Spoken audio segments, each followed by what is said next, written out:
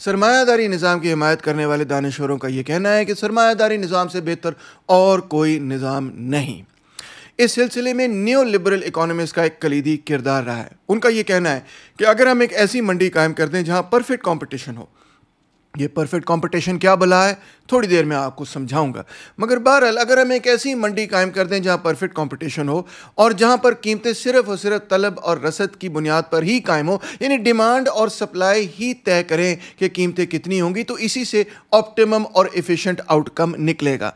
यानी कि allocative efficiency भी इसी चीज़ से कायम होगी, यानी कि जो मुख्तलिफ मुआशी वसाइल हैं उनको उन चीज़ों के लिए इस्तेमाल किया जाएगा जिन चीज़ों के लिए उनकी तलब है। अगर तलब बढ़ जाएगी तो इससे मार्केट को सिग्नल मिलेगा कि इस चीज़ की पैदावार में इजाफा कर दिया जाए। अगर तलब कम हो जाए तो मार्केट में सिग्नल जाएगा कि जी इस चीज़ की पैदावार को कम कर दिया जाए।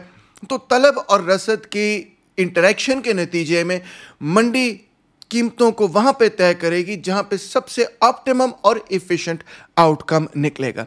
ये आर्ग्यूमेंट माउंट पर्लिन सोसाइटी के दानिश्वरों ने दी, जिसमें एक दानिश्वर ख़ास तौर पे बहुत ही अहमियत रखते थे। उनका नाम था ऑटो वॉन मिसेस, और वो यही कहते थे कि जो प्राइस मैकेनिज़्म है, यानी तलब और रसद का जो मैकेनिज़्म है, ये एक सिग्नल भेजता है किसको, प्रोड्यूसर को, कैपिटलिस्ट को, कि जी इस चीज़ की पैदावार को बढ़ाना है या कम करना है। और इस सिग्नल के बगैर हमें कैसे पता चले, या सरमायादार को कैसे पता चले, या फैक्ट्री मैनेजर को कैसे पता चले कि इस चीज़ की पैदावार को बढ़ाने की ज़रूरत है या कम करने की ज़रूरत है। लिहाजा अगर ये प्राइसिंग का सिस्टम ना हो, तलब और रसद का सिस्टम ना हो, फ्री मार्केट कंपटीशन ना हो, तो वो वाइटल सिग्नल जिससे पता चले प्रोड्यूसर को कि जी इस चीज़ की पैदावार को बढ़ाना है या कम करना है, वो मिले ही ना प्रोड्यूसर को, और उसके नतीजे में वो निज़ाम अच्छा नहीं चलेगा। और यही उनकी तनकीद दर हकीकत सोशलिज़म के हवाले से भी थी।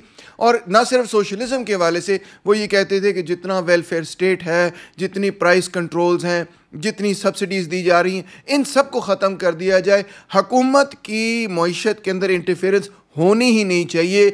यानी कि जिस तरह हमारे फाइनेंस मिनिस्टर साहब कहते हैं, it is not the business of the state to do business, यानी कि रियासत का कोई काम नहीं कि वो मईशत के अंदर अमल दखल करे। और इस तरह 1940s और 50s के अंदर न्यू लिबरल इकोनॉमिस्ट पैदा हुए और न्यू लिबरल इकोनॉमिक्स पैदा हुई, और आहिस्ता आहिस्ता 1970 के बाद इकोनॉमिक्स के शोबे में ये राइज कर गई। और आज जितने इकोनॉमिस्ट पढ़ते हैं मिल्टन फ्रीडमैन के नुक्ता नज़र पे आते हैं, और वो ये कहते हैं कि गवर्नमेंट इंटरवेंशन ख़त्म कर दो, सब कुछ हल हो जाएगा। इसको हम न्यू लिबरलिज्म कहते हैं, जिसके 3 पहलू हैं।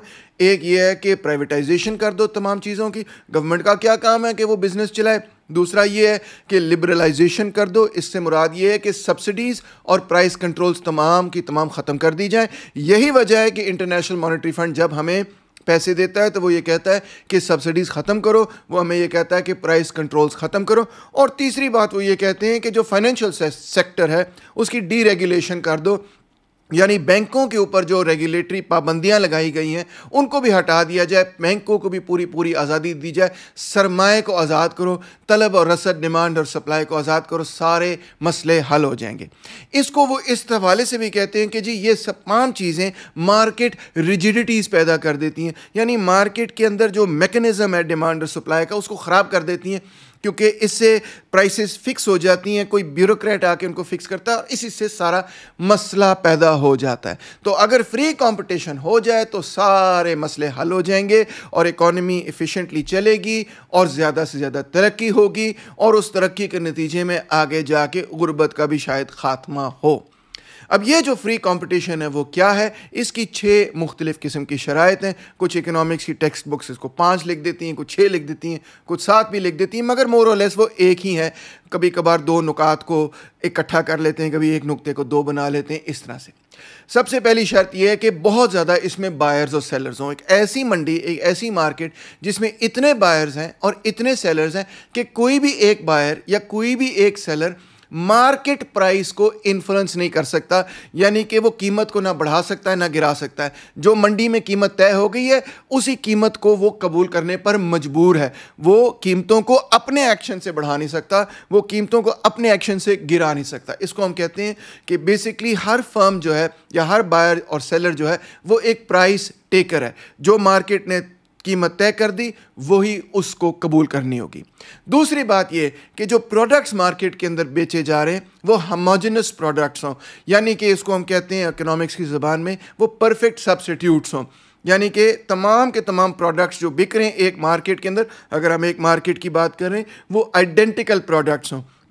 क्योंकि अगर वो आइडेंटिकल नहीं होंगे तो फिर लोग उसमें डिस्क्रिमिनेट करेंगे, वो कहेंगे कि यार वो वाला मैंगो जो फलानी जगह से मिलता है वो तो बड़ा डिज़ाइनर किस्म का मैंगो है, या वो वाली शर्ट एक डिज़ाइनर शर्ट है।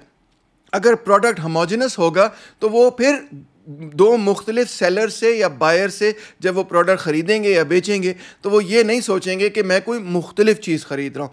तो होमोजेनस प्रोडक्ट यानी परफेक्ट सब्स्टिट्यूट्स एक परफेक्ट मार्केट के लिए ज़रूरी हैं। फिर तीसरी और बहुत ही अहम शर्त यह है कि मार्केट के अंदर फ्री एंट्री और फ्री एग्ज़िट होनी चाहिए, जिसको हम कहते हैं इकोनॉमिक्स की ज़बान के अंदर कि बैरियर्स टू एंट्री या बैरियर्स टू एग्ज़िट नहीं होने चाहिए। अगर कोई बाहर ये कहता है कि मैंने नहीं ख़रीदना या मैंने ख़रीदना तो उसकी मर्ज़ी है, वो आ सकता है, वो जा सकता है, वो जो मर्ज़ी करे, उस पर कोई पाबंदी नहीं। अगर कोई सेलर कहता है कि जी मैं नहीं इस मंडी में बेचना चाहता या इस मंडी में मैं बेचना चाहता हूँ, तो उसको भी पूरी पूरी इजाज़त है कि वो अंदर आ सकता है, वो बेच सकता है। ये जो बैरियर्स टू एंट्री और एग्जिट है ख़ासतौर पर इकोनॉमीज़ ऑफ स्केल की वजह से भी कायम हो जाते हैं। और चौथी बात यह कि परफेक्ट इन्फॉर्मेशन है हर बंदे के पास, हर बंदे के पास ये इन्फॉर्मेशन है कि वहाँ पर क्या कीमत है, वहाँ पर क्या कीमत है, वहाँ पर कौन सा प्रोडक्ट है, वहाँ पर कौन सा प्रोडक्ट है। वैसे भी जब हम एक मार्केट की बात कर रहे हैं तो हम होमोजेनस प्रोडक्ट्स की बात कर रहे हैं, परफेक्ट सब्स्टिट्यूट्स की बात कर रहे हैं, तो उसके पास परफेक्ट इन्फॉर्मेशन है कि कहाँ पे कौन सा प्रोडक्ट पड़ा है, कितने का मिल रहा है, कितने का नहीं मिल रहा है। ज़ाहिर बात है ये एक आइडियल सिचुएशन, ऐसे होता नहीं कभी। और फिर परफेक्ट रिसोर्स मोबिलिटी है कि फैक्टर्स ऑफ प्रोडक्शन जिसमें लैंड है, जिसमें लेबर है, एंटरप्रेन्योरशिप है, जिसमें ऑब्वियसली कैपिटल है, ये तमाम चीज़ें ये परफेक्टली मूव कर सकती हैं, कहीं पर भी जा सकती हैं, किसी बायर किसी सेलर के पीछे जा सकती हैं, कहीं से भी निकल सकती हैं, ये मूव अराउंड कर सकती हैं कि अगर फ़र्ज़ करें डिमांड किसी एक प्रोडक्ट की बढ़ जाती है तो रिसोर्सेज जो हैं उस प्रोडक्ट की तरफ चले जाते हैं। और आखिर में ये कि ज़ाहिर बात है कि ऐसी मार्केट के अंदर गवर्नमेंट इंटरवेंशन नहीं होगी, मार्केट्स जो हैं वो इंटरवेंशन के बगैर काम करेंगे। तो दोस्तों ये है एक परफेक्ट कंपटीशन का मॉडल। ज़ाहिर बात है आप समझ सकते हैं कि ऐसा कहीं पे भी कोई मॉडल एग्जिस्ट नहीं करता, रियलिटी में परफेक्ट कंपटीशन कहीं पर नहीं है। ये एक ह्यूरिस्टिक डिवाइस है जिससे हमारी मुराद ये कि लोगों को समझाने के लिए एक आइडियल सिचुएशन क्रिएट की गई है कि अगर ऐसी सिचुएशन होती तो फिर मामला ये होता कि वाह वाह वाह मार्केट जो है वो बड़ा परफेक्टली काम करती। अब दिलचस्प बात यह है कि इकोनॉमिस्ट, ख़ासतौर पे न्यू लिबरल इकोनॉमिस्ट, जब भी गवर्नमेंट के लिए लंबी चौड़ी रिपोर्टें लिखती हैं तो यकीन करें उसमें से जो वास्ट मेजॉरिटी रिपोर्ट्स होती हैं, मेरा ख्याल है 80-90% जो रिपोर्टें होती हैं ना वो इन्हीं 6 नुकात के इर्द गिर्द बनी होती हैं। और वो यही होती हैं कि किसी तरह मंडी के अंदर हमने परफेक्ट कंपटीशन कायम करना है। यानी कि वो इन 6 नुकात को देखेंगे, वो कहेंगे कि अच्छा यार कोई बैरियर टू एंट्री का मसला है, कोई परफेक्ट इन्फॉर्मेशन का मसला है, कोई कहीं पर सब्सिडीज़ दी जा रही हैं, प्राइस फिक्सिंग की जा रही है, इन सब चीज़ों से रिजिडिटीज़ पैदा हो रही हैं। रिजिडिटीज़ का मतलब ये है कि मार्केट की जो फंक्शनिंग है वो फ्लूइड नहीं है, मार्केट की जो फंक्शनिंग है उसके अंदर जो तलब और रसद का मैकेनिज्म है वो किसी न किसी तरह से किसी न किसी हवाले से फंस गया है। अगर हम इस मैकेनिज्म को रिलीज़ कर दें तो सारे मसले हल हो जाएंगे। ये डोमिनेंट फ्रेमवर्क है आज के ज़माने का। इकोनॉमिस्ट इसी चीज़ पर बात करते हैं, बल्कि मैं ये कहूँगा कि अगर आप ये 6 नुकात रट लें और फिर कोई भी इकोनॉमिक पॉलिसी हो उसमें 6 नुकात को फिट करके आप इन्हीं 6 नुकात पर आर्ग्यू करें तो आपका पेपर जो है फौरी तौर पे एक्सेप्ट भी हो जाएगा। लोग कहेंगे वाह बड़ा अच्छा इकोनॉमिस्ट है, ज़बरदस्त किस्म का इकोनॉमिस्ट है। क्योंकि इस वक्त यही बेसिकली इकोनॉमिक ऑर्थोडॉक्सी है कि आपने फ्री मार्केट परफेक्ट कंपटीशन के करीब तरीन जाना है और उसके हवाले से जो भी ब्लॉक्स हैं उन पर तनकीद करते रहना। अगर आप उन पर तनकीद कर रहे हैं तो फिर आप IMF के दिए गए और जो हेजेमोनिक स्कूल ऑफ थॉट है इकोनॉमिक्स का उसके दिए गए फ्रेमवर्क के अंदर अंदर ही रहते हैं। यानी कि न्यू लिबरल इकोनॉमिक्स का जो एंड रूल है, एंड प्रोडक्ट है, आखिर में जो आके उन्होंने बात कहनी है, घूम घुमा के कभी नाक यहाँ से पकड़ेंगे तो कभी नाक वहाँ से पकड़ेंगे, कभी यहाँ से पकड़ेंगे तो कभी यहाँ से पकड़ेंगे, घूम घुमा के उन्होंने यही बात कहनी है कि जी परफेक्ट कंपटीशन की कंडीशंस पैदा कर दे, फ्री मार्केट प्राइसेस पैदा कर दे, इसके नतीजे में जो रिसोर्स एलोकेशन है वो ही सबसे अच्छी है। अब मैं आपको एक दिलचस्प बात बताने जा रहा हूँ जो कि आपको हिला के रख देगी, ख़ास तौर पे अगर आप इकोनॉमिक्स के स्टूडेंट हैं। और वो एक बहुत बड़ी आयरनी, एक बहुत बड़ा अलमिया है, और अलमिया ये है कि अगरचे neo liberal economic practice scholarship recommendations यही हैं कि जी फ्री मार्केट प्राइसेस कर दें, परफेक्ट कंपटीशन के करीब तरीन आने की कोशिश करें। ज़ाहिर बात है उधर तक पहुंच तो नहीं सकेंगे, मगर जितना उसके करीब जाएंगे उतना ही आपकी इकोनॉमी के लिए अच्छा होगा। अगरचे एक तरफ तमाम स्कॉलरशिप, न्यो लिबरल स्कॉलरशिप, तमाम रिकमेंडेशंस, न्यो लिबरल रिकमेंडेशंस, तमाम इकोनॉमिक प्रैक्टिस यानी न्यो लिबरल प्रैक्टिस, क्योंकि और इकोनॉमिस्ट भी हैं न्यो लिबरल्स के अलावा, मगर मैं इधर न्यो लिबरल्स पर तनकीद कर रहा हूँ क्योंकि वो ही हेजेमोनिक सबसे डोमिनेंट स्कूल है। जब आप कहते हैं इकोनॉमिक थ्योरी तो आप न्यो लिबरल इकोनॉमिक्स का ही अक्सर व बेशतर सुन रहे होते हैं, सोच रहे होते हैं। तो अलमिया सबसे बड़ा ये है दोस्तों कि ये जो न्यो लिबरल इकोनॉमिस्ट हैं और जो इकोनॉमिक थ्योरी है वो खुद भी इस बात को तस्लीम करते हैं कि जो वो बात कह रहे हैं दर हकीकत वो गलत है। जी हाँ, आप शौक हो गए, आप हैरान हो गए, यानी कि वो अपनी इस थ्योरी पर खुद तनकीद भी करते हैं कि जनाब आली ये जो हमने थ्योरी पेश की है कि फ्री मार्केट प्राइसेस जो हैं वो सबसे अच्छा तरीका है रिसोर्स एलोकेशन का। न्यो लिबरल इकोनॉमिक्स के अंदर ही उस पर तनकीद भी मौजूद है, मगर इस तनकीद को वो मिनिमाइज कर देते हैं, कहते हैं हाँ ये तनकीद मौजूद है, हम इस तनकीद को एक्नॉलेज भी करते हैं, इसको डिनाई नहीं कर सकते, मगर इसकी को बहुत ज़्यादा अहमियत नहीं है, इसको ज़रा साइड पे रखते हैं। उस तनकीद को कहते हैं एक्सटर्नैलिटीज़ की तनकीद। यानी कि एक्सटर्नैलिटी क्या चीज़ है कि देखें जो हमारा डिमांड कर्व है वो प्राइवेट बेनिफिट्स पर बुनियाद रखता है कि अगर मैं कोई चीज़ तलब कर रहा हूँ तो तलब न्यू लिबरल इकोनॉमिक्स के मुताबिक इसलिए कर रहा हूँ क्योंकि मुझे उससे यूटिलिटी मिल रही है, मुझे उससे फ़ायदा मिल रहा है। मैं ये परवाह नहीं कर रहा कि समाज को उससे फ़ायदा हो रहा है या नहीं हो रहा, मैं सिर्फ इस चीज़ पे फोकस कर रहा हूँ कि भाईजान मुझे इससे फ़ायदा हो रहा है इसलिए मैं ये चीज़ ख़रीदना चाहता हूँ। और जहाँ तक सप्लाई का ताल्लुक है तो सप्लाई भी अगर मैं सप्लाई कर रहा हूँ तो मैं यही देख रहा हूँ कि मुझे उसकी कॉस्ट पे करनी पड़ी, मुझे ये परवाह नहीं कि समाज को उसकी क्या कॉस्ट पे करनी पड़ी, सोशल कॉस्ट उसकी क्या है। मैं सिर्फ एक रैशनल चॉइस इंडिविजुअलिस्ट फ्रेमवर्क के अंदर ये सोच रहा हूं कि मुझे उसकी क्या कीमत अदा करनी पड़ेगी। डिमांड प्राइवेट बेनिफिट्स के फ्रेमवर्क को देखता है और सप्लाई प्राइवेट कॉस्ट्स के फ्रेमवर्क को देखता है। Public cost, social benefit, public benefit को डिमांड और सप्लाई नहीं देखता। अगेन ये बात मैं नहीं कह रहा हूँ, ये बात तमाम न्यो लिबरल इकोनॉमिस्ट कह रहे हैं। जब वो इंडिफरेंस कर्व से डिमांड कर्व निकालते हैं, डिराइव करते हैं, तो वो इस बात को एक्सेप्ट कर रहे हैं कि बेसिकली डिमांड कर्व जो है वो प्राइवेट मार्जिनल बेनिफिट से निकलता है और सप्लाई कर्व जो है वो प्राइवेट मार्जिनल कॉस्ट से निकलता है, पब्लिक से नहीं निकलता।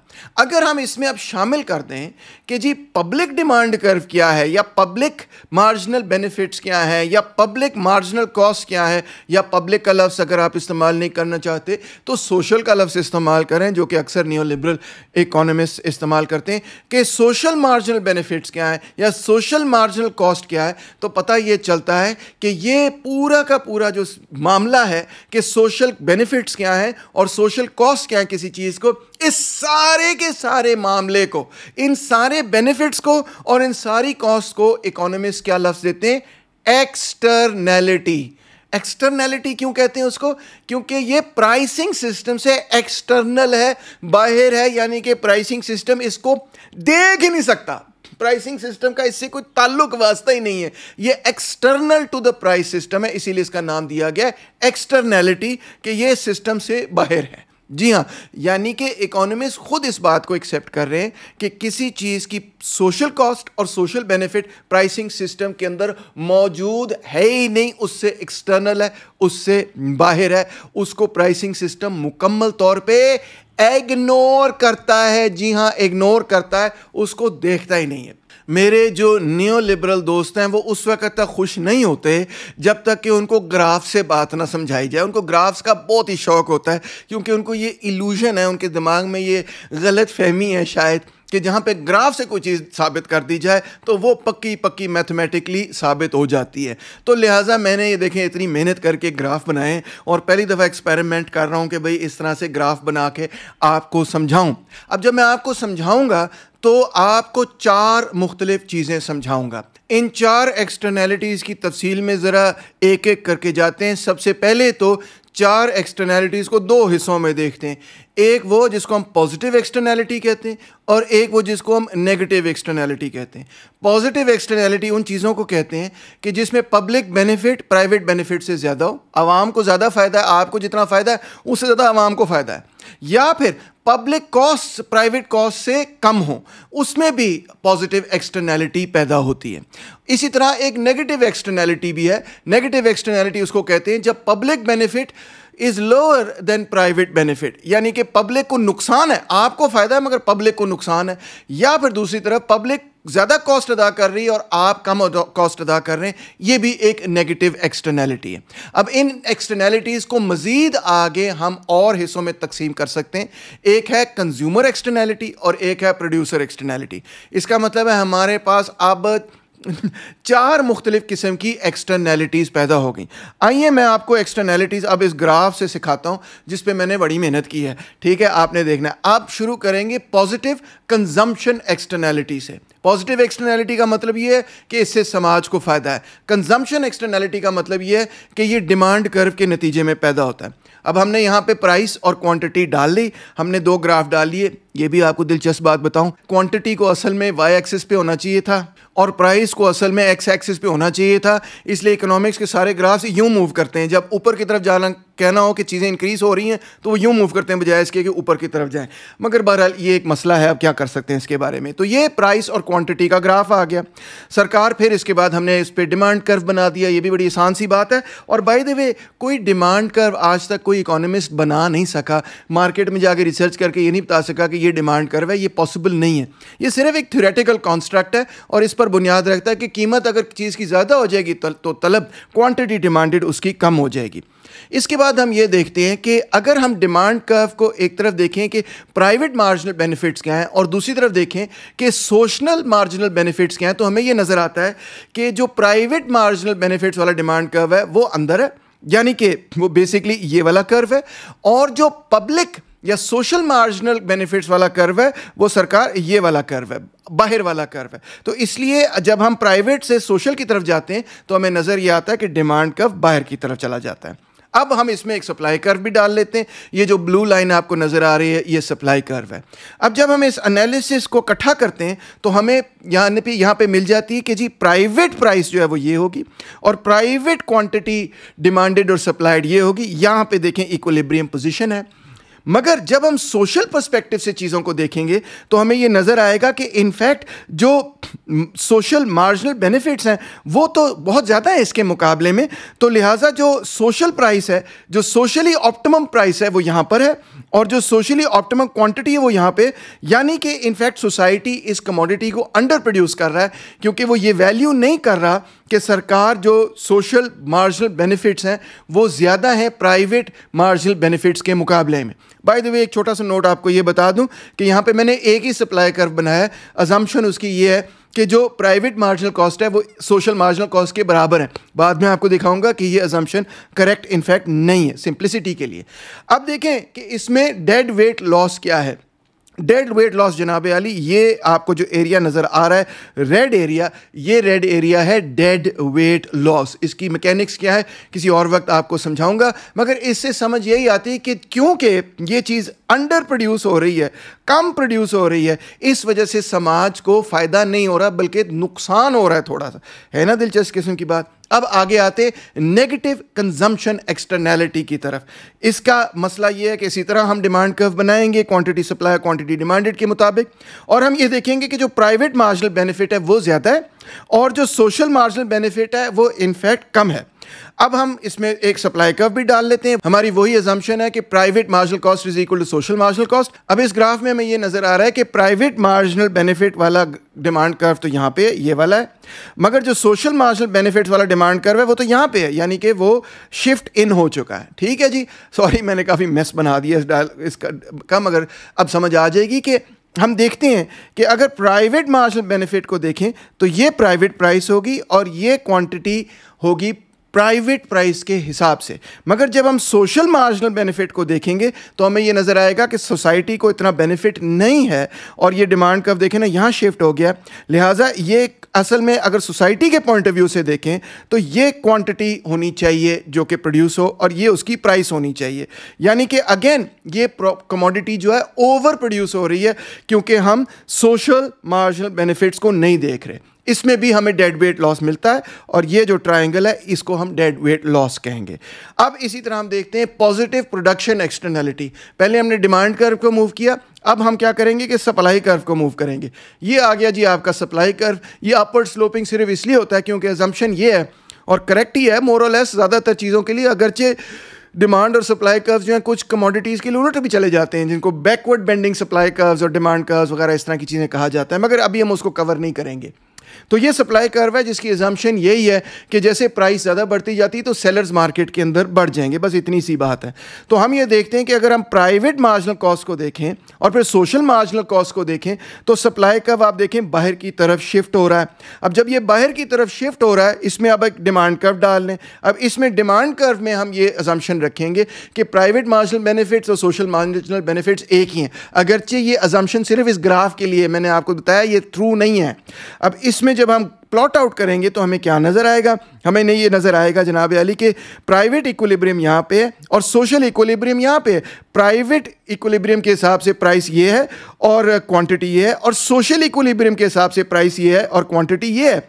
यानी कि ये कमोडिटी ज़्यादा प्रोड्यूस होनी चाहिए क्योंकि जो इसमें सप्लाई कर्व है उसमें जो प्राइवेट मार्जिनल कॉस्ट है और जो सोशल मार्जिनल कॉस्ट है उसमें बहरहाल फ़र्क है। तो अगेन हमें ये नज़र आता है कि ये जो रेड ट्रायंगल है ये अगेन डेड वेट लॉस है। आखिर में नेगेटिव प्रोडक्शन एक्सटर्नैलिटी की बात करते हैं। अगेन आपके पास ये डिमांड सप्लाई कर्व आ गया और यहाँ पे आपने सप्लाई कर्व डाल दिया अपवर्ड बेंडिंग और अब आपने ये अज्यूम किया कि जो प्राइवेट मार्जिनल कॉस्ट है उसके मुकाबले में सोशल मार्जिनल कॉस्ट यहाँ पे, यानी कि आपका जो सोशल सप्लाई कर्व है सोशल मार्जिनल कॉस्ट पर बुनियाद रखने वाला सप्लाई कर्व है वो इस तरफ है यानी कि लेफ्ट की तरफ है। इसमें अगेन आप डिमांड कर्व एक डाल देते हैं। डिमांड कर्व डालने के बाद आप देखते हैं कि जी प्राइवेट इक्विलिब्रियम यहाँ पे है और सोशल इक्विलिब्रियम यहाँ पे है। प्राइवेट इक्विलिब्रियम के हिसाब से प्राइस और क्वांटिटी ये है और सोशल इक्विलिब्रियम के हिसाब से प्राइस और क्वांटिटी ये है, यानी कि ये कमोडिटी भी बेसिकली ओवर प्रोड्यूस हो रही है और इसकी वजह से ये जो रेक्टेंगल है ये डेड वेट लॉस है। सरकार आली आप सोच रहे होंगे कि ये सारी बातें मैं अपने से बना रहा हूँ, ये सारी बातें इकोनॉमिक्स की टेक्स्ट बुक्स के अंदर शामिल हैं, मैं इनको कई सालों से पढ़ाता भी आया हूँ और इकोनॉमिस्ट भी इस बात को पढ़ाते आए, ये कोई नई बात नहीं है। अब बात समझने वाली ये है कि इकोनॉमिस्ट का ये कहना है कि equilibrium price is based on private cost and benefits. ये करेक्ट बात है। All impact on society and environment is an externality. ये मैं नहीं कह रहा हूँ, ये न्यू लिबरल्स खुद मानते हैं। तो लिहाजा ये जो प्राइस इक्विलिब्रियम का पूरा आपने एक फ्रेमवर्क बनाया है, दर हकीकत अगर आप सोशल पॉइंट ऑफ व्यू से देखें तो हो सकता है कि डिमांड कर्व यहाँ हो सकता है कि डिमांड कर्व यहाँ हो सकता है कि सप्लाई कर्व यहाँ हो सकता है कि सप्लाई कर्व यहाँ हो, यानी कि जो सोशल पॉइंट ऑफ व्यू से इक्विलिब्रियम प्राइस है वो यहाँ नहीं है, बल्कि हो सकता है वो यहाँ वो यहाँ वो यहाँ वो यहाँ यहाँ यहाँ यहाँ यहाँ यहाँ यहाँ यहाँ वो कहीं भी हो सकती है। डिपेंड करता है कि सोशल डिमांड कर्व और प्राइवेट डिमांड कर्व, यानी कि वो डिमांड कर्व जो कि सोशल मार्जिनल बेनिफिट पे बनाया गया और वो डिमांड कर्व जो कि प्राइवेट मार्जिनल बेनिफिट पे बनाया गया वो कहाँ पे है, और इसी तरह सप्लाई कर्व जो कि सोशल मार्जिनल कॉस्ट और प्राइवेट मार्जिनल कॉस्ट पे बनाया गया, उन दोनों में कितना को फ़र्क है। तो समझने की बात यह है कि प्राइस सिस्टम इनफैक्ट सोसाइटी के पॉइंट ऑफ व्यू से एफिशिएंट एलोकेशन ऑफ रिसोर्सेज नहीं करता, एब्सोल्युटली नहीं करता, इनफैक्ट उसके टोटली ऑपोजिट है। तो जनाब आली आप देखें नेगेटिव प्रोडक्शन एक्सटर्नैलिटीज की एग्जांपल आपको देता हूं। Pollution from factory is a negative production externality. यहां पे प्राइवेट प्रोड्यूसर इग्नोर करता है कि एक्सटर्नल कॉस्ट क्या है, सोशल कॉस्ट क्या है, वो सिर्फ देखता है कि मुझे क्या कॉस्ट पड़ी है और वो अपनी सारी पोल्यूशन जो दरिया में फेंक देता है, वो सारी पोल्यूशन रावी में फेंक देता है और डाउन स्ट्रीम जाके लोगों को उसका जो नुकसान होता है वो हॉरिफिक होता है। तो इसका मतलब ये है कि too much is produced from societies point of view, क्योंकि आपने अकाउंट ही नहीं किया कि जो आपने पोल्यूशन की, जो हवा के अंदर आपने इतनी ज़्यादा स्मॉग पैदा कर दी, उसको आपने अकाउंट ही नहीं किया। आप वो कमोडिटी ओवर प्रोड्यूस कर रहे हैं। जिस तरह गाड़ियां जो हैं वो ओवर प्रोड्यूस हो रही हैं क्योंकि जो उसमें से धुआं निकलता है उसकी कॉस्ट जो है वो गाड़ी चलाने वाला अदा नहीं करता, उसकी कॉस्ट पूरा समाज अदा करता है। किस शक्ल में? अपनी हेल्थ की शक्ल के अंदर अदा करता है। तो पोल्यूशन एक बहुत अच्छी एग्जाम्पल है of a negative production externality. Externality. अब देखते हैं positive production externality. Beekeeping that helps nearby farms को हम एक एग्जांपल दे सकते हैं पॉजिटिव प्रोडक्शन एक्सटर्नैलिटी की। मैं एक ऐसी चीज़ बना रहा हूँ जिससे मेरे नेबर को भी फायदा हो रहा है, दूसरों को भी फायदा हो रहा है। जो सोशल कॉस्ट है वो कम है, जो मेरी प्राइवेट कॉस्ट है वो ज़्यादा है।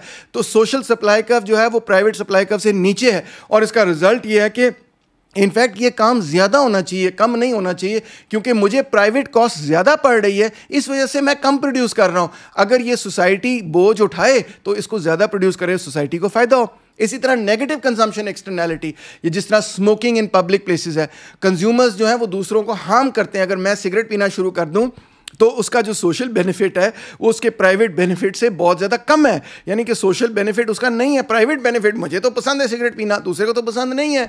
तो इसका रिजल्ट ये है कि too much is consumed from societies point of view. Society ये कह रही है हर जगह सिगरेट लगाए हुआ है वगैरह वगैरह, समझ रहे हैं आप। और फिर चौथी ये पॉजिटिव कंजम्पशन एक्सटर्नैलिटी, जिस तरह एजुकेशन और वैक्सीनेशन या पब्लिक हेल्थ के वाले से कहा जाता है कि उस फर्द को तो फ़ायदा है ही है, मगर जब तालीम याफ्ता समाज हो जाता है पूरे समाज को फ़ायदा होता है। जब वैक्सीनेशन होती है तो सिर्फ इंडिविजुअल को फ़ायदा नहीं होता, सोशल बेनिफिट उसका और भी ज़्यादा होता है, क्योंकि वो डिजीज़ रुक जाती है। तो सोशल डिमांड कर्व जो है it lies above the private demand curve, और रिजल्ट ये होता है कि basically too little is consume from the social perspective. इस चीज़ की कंजम्पशन बढ़नी चाहिए। और सबसे अहम बात यह है कि वो चीज़ें, वो अशिया जो कि आप प्राइवेटली कंज्यूम कर ही नहीं सकते, जो जिनकी नेचर ही ये है, जिनकी फितरत ही ये है कि वो बेसिकली पब्लिकली ही कंज्यूम हो सकती हैं, उनको कहा जाता है पब्लिक गुड्स। और उनके हवाले से तो मार्केट मैकेनिज्म कुछ कर ही नहीं सकता, वो totally market mechanism in public goods के वाले से फेल हो जाता है। पब्लिक गुड्स में क्या चीज़ें शामिल हैं? National defence. अगर आप पे कोई हमला आवर हो और आपकी रियासत आपका दिफा करे तो उसका फ़ायदा हर सिटीजन को होगा, उसको कमोडिटी नहीं बना सकते। दूसरी मिसाल है साफ हवा। तीसरी मिसाल है flood control systems, emergency siren, सुनाम या flood warning systems, weather forecasting services, police protection, national law enforcement, judicial system, public sanitation, city drainage systems, garbage disposal, fire protection services, fire services, biodiversity, wild life conservation, public infrastructure planning जिसमें urban planning भी शामिल है, public health campaigns खासतौर पर vaccination, street lighting, street signs, traffic signals, public parks and beaches, light houses, public fireworks display, public broadcasting, public monuments, national radio, TV, global positioning system यानी GPS, public libraries, open source software, internet protocols, TCP IP जिस तरह है, open access online resources, air traffic control systems, freedom, national sovereignty वगैरह वगैरह, human rights, ये सब वो चीज़ें हैं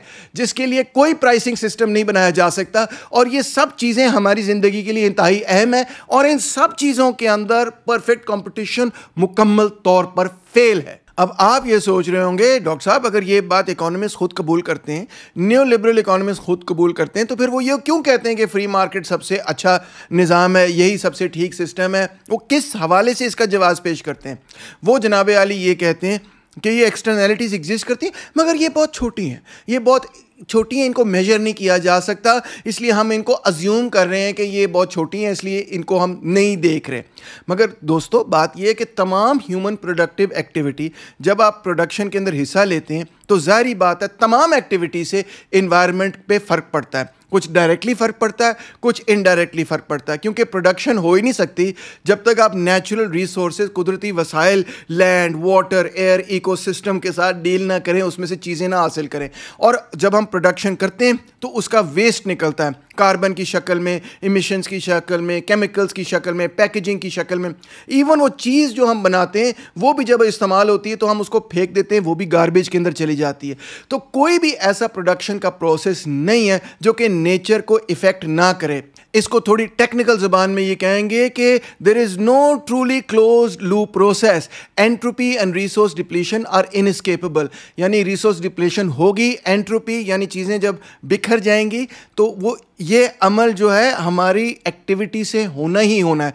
इकोनॉमिस्ट इसको टोटली बस इग्नोर कर देते हैं। कैन यू इमेजिन, वो ये पूरी थ्योरी पढ़ाते भी हैं मगर फिर ये कहते हैं कि जनाब ये एक्सटर्नैलिटीज़ एग्जिस्ट करती हैं मगर ये बहुत या तो छोटी हैं तो इसलिए इनको इग्नोर कर सकते हैं, या फिर अनमेजरेबल है, हम इनको मेजर नहीं कर सकते। भाई अगर आप मेजर नहीं कर सकते तो आपको कैसे पता छोटी हैं? मगर बहरहाल वो कहते हैं अनमेजरेबल है इसलिए हम इसको देखना ही नहीं चाहते, हम इसको देखेंगे नहीं, मगर हम एक्नॉलेज करते हैं कि ये एग्जिस्ट करती।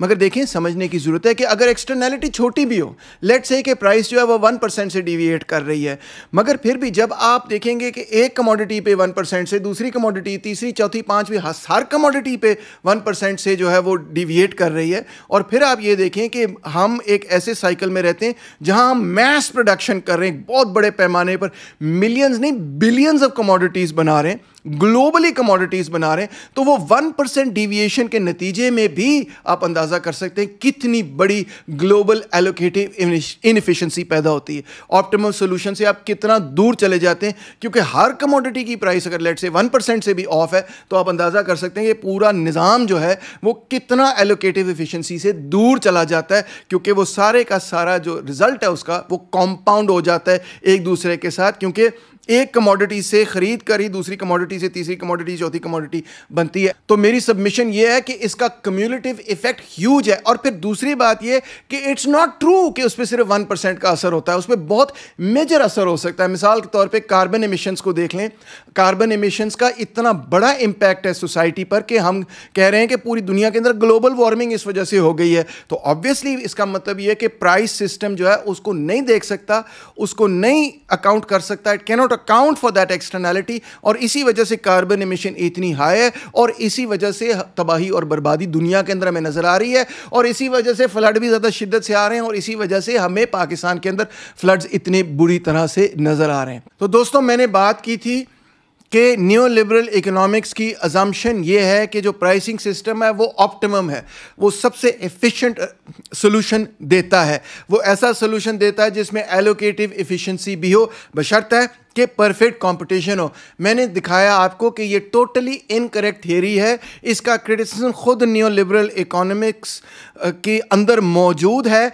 और उसको वो नाम देते हैं एक्सटर्नैलिटी का, और इस बात को वो कबूल करते हैं कि मार्केट सिस्टम एक्सटर्नैलिटी को, यानी सोशल बेनिफिट्स को और सोशल कॉस्ट को बिल्कुल छू भी नहीं सकता, देख भी नहीं सकता, उसको टोटली इग्नोर करता है। कुछ चीज़ें जो ओवर प्रोड्यूस हुई हैं उनको कम प्रोड्यूस होना चाहिए था, कुछ जो अंडर प्रोड्यूस हुई हैं उनको ज़्यादा प्रोड्यूस होना चाहिए था, कुछ चीज़ों की कीमतें बहुत ऊंची रखी गई हैं, कम रखनी चाहिए थी, कुछ चीज़ों की कीमतें बहुत कम है, ऊंची रखनी चाहिए थी, and so on so fourth. और उसके साथ साथ दूसरी बात ये शामिल कि वो इतनी सारी चीज़ें जिनको पब्लिक गुड्स कहा जाता है, जिनकी कंजम्पशन आप एक इंडिविजुअल या एक फर्म तक महदूद कर ही नहीं सकते, वो चीज़ें ही ऐसी अपनी फितरत में कि उनको सब इस्तेमाल कर देंगे या कोई भी इस्तेमाल नहीं करेगा, उस पे तो मार्केट टोटली फ्लॉप है। और ये कोई गैर अहम चीज़ें नहीं हैं, हमारी ज़िंदगी के लिए बहुत ही इंपॉर्टेंट चीज़ें हैं।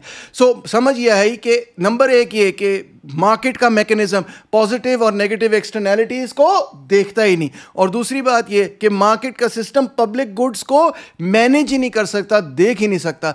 इकोनॉमिस्ट इस फ्लॉ को रिकग्नाइज करते हैं, इस बात को कबूल करते हैं, खुद ये थियरी देते हैं, खुद ये तनकीद टेक्स्ट बुक्स के अंदर लिखी हुई है, मगर फिर इसको मिनिमाइज कर देते हैं, इसको गैर अहम करार दे देते हैं। वो कहते हैं कि ये बहुत छोटी एक्सटर्नैलिटीज़, इनके बहुत कम असर है, कोई बहुत बड़ा असर नहीं है, इनको मेजर करना बहुत मुश्किल है। मगर मेरी सबमिशन आपके सामने ये है, और एविडेंस भी आपके सामने ये है कि जब ये चीज़ें मैस प्रोड्यूस होती हैं, कुछ वक्त के साथ ग्लोबल लेवल पे मैस प्रोडक्शन हो रही हो and over a long period of time, तो छोटी छोटी एक्सटर्नैलिटीज़ भी एक्यूमुलेट करके मैसिव मिसएलोकेशन ऑफ रिसोर्सेज पैदा कर देती हैं, जिसके नतीजे में एनवायरमेंटल क्राइसिस पैदा होता है। जिस तरह आपको स्मॉग नजर आ रही है, अगर ये गाड़ियां और ज़्यादा मजीद महंगी होती, अगर पेट्रोल और ज़्यादा मजीद महंगा होता, क्योंकि गाड़ी चलाने के जो सोशल कॉस्ट है वो अदा करनी पड़ती कंज्यूमर को, तो फिर इसकी कंजम्पशन कम होती, और अगर इसकी कंजम्पशन कम होती तो इतनी स्मॉग ना आपको नजर आती।